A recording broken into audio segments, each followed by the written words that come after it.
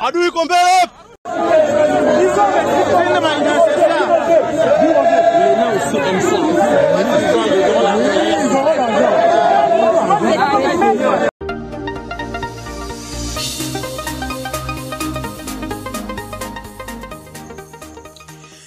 Ujambo mpendwa mtazamaji wa Nipe News TV popote pale unapotutazama, matumaini makubwa ni kwamba uko mweri wa afya. Asante kwa kujiunga na matukio yetu.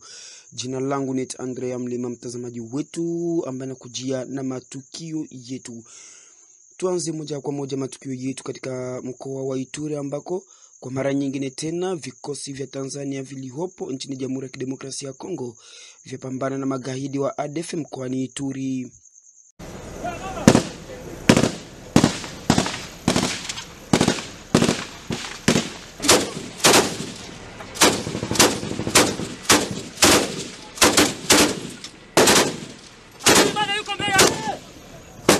Adui iko mbele. Oya kama Mwambie sija kupiga wewe. Adui iko mbele. Oh, tumechanyelika yuko mbele, adui bado yuko mbele, over. Mwambie sija kupiga bana, okay.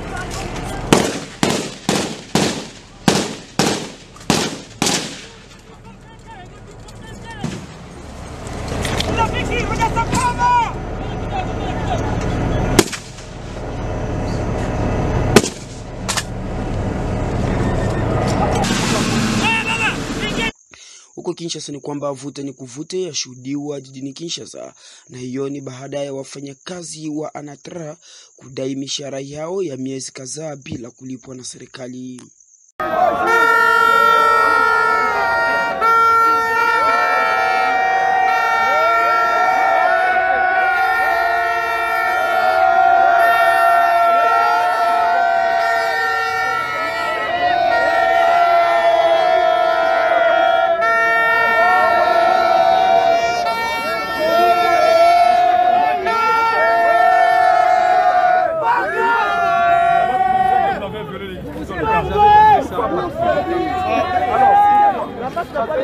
Monsieur, on ne parle pas, papa, on se voit pas ni Niaka ou bien ici. Moi je parle avec lui.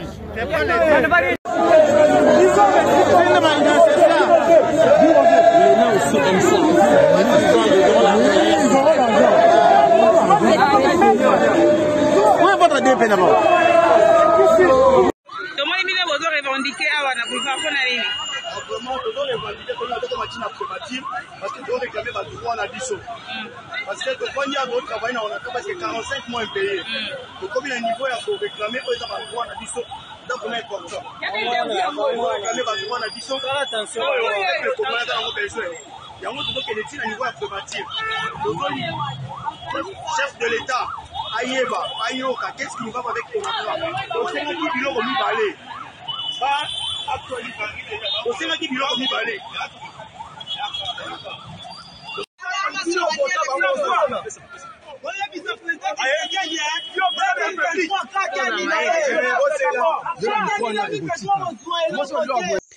Tukisalia hapo katika mji wa Kinshasa ni kwamba Rais Felix Tshisekedi halalisha uteuzi wa Kadima kusimamia seni licha ya uteuzi huo kupingwa na vyama vya upinzani.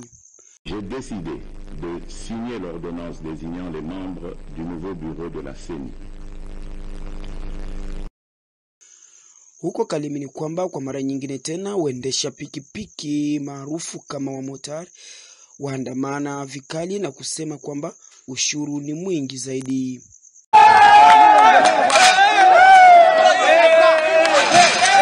C'est dans cette ambiance totale que les motards de la ville de Kalemi ont réclamé le retour de l'ancien gouverneur de la province du Tanganyika à la personne de Zoé Kabila Mwanzambala. C'est dans une psychose totale que s'est réveillée la population de la ville de Kalemi. Jeu des pierres, tir de bombes lacrymogènes et balles réelles, conséquence d'une manifestation qui a été violemment réprimée par la police.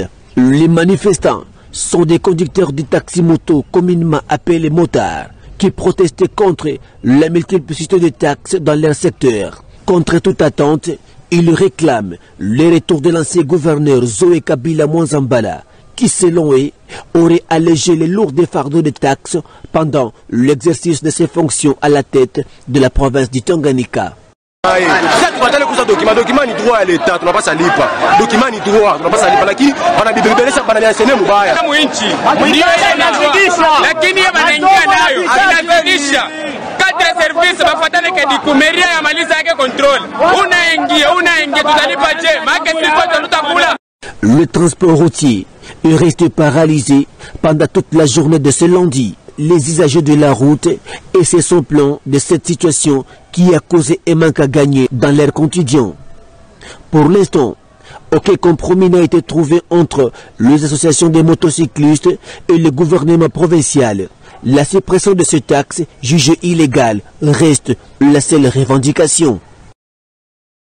Tujielekeze pa Goma ambako vikosi vya tarafa wamegabiziwa gari kwa kufanya kazi vizuri ndani ya serikali ya dharura inayoongozwa mkoani huo wa Kivu Kaskazini. Dans le cadre de la montée en puissance des forces armées de la République démocratique du Congo, le chef de l'État congolais Félix-Antoine Tshisekedi a rendu disponible des véhicules pimpants neufs aux administrateurs des territoires et maires des villes en province du Nord Kivu pour faciliter leur itinérance.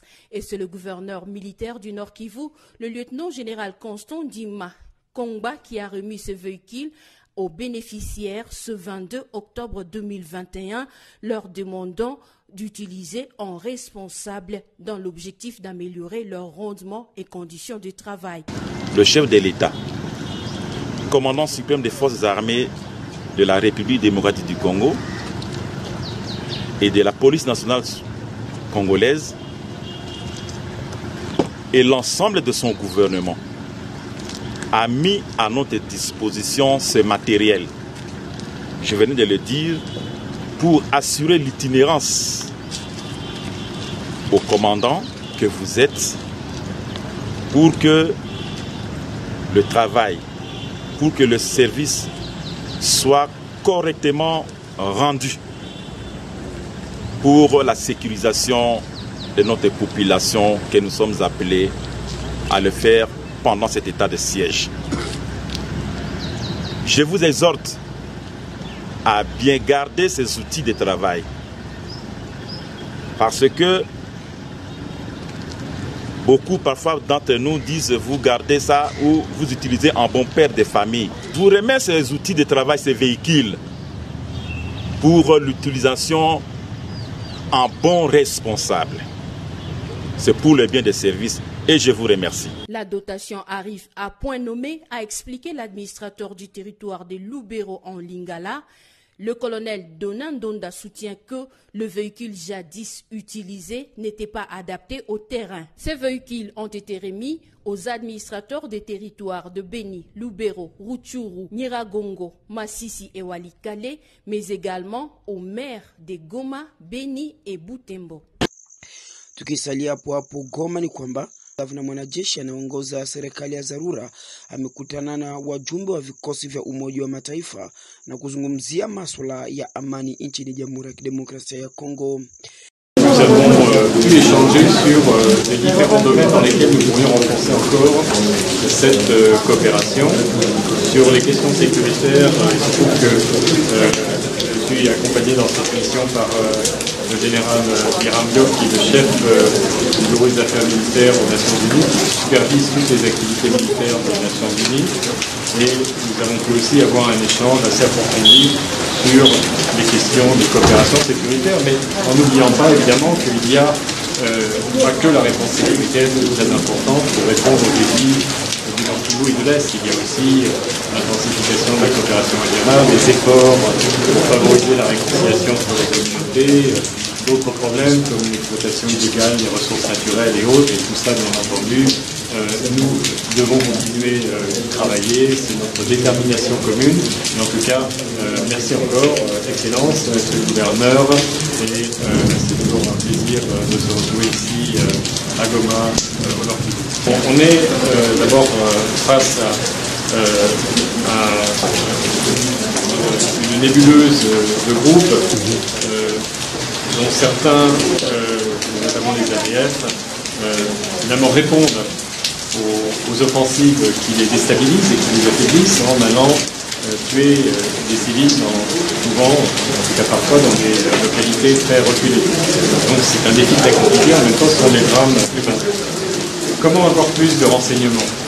Comment mieux nous équiper au niveau de l'information pour savoir mieux affaiblir ces groupes et mieux prévenir les menaces?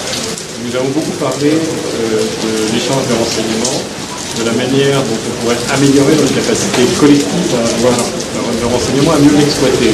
Mtazamaji wa Nipe News TV, huo utakuwa mwisho kamili wa matukio yetu. Asante kwa kujiunga nasi. Mimi ni Andrea Mlima.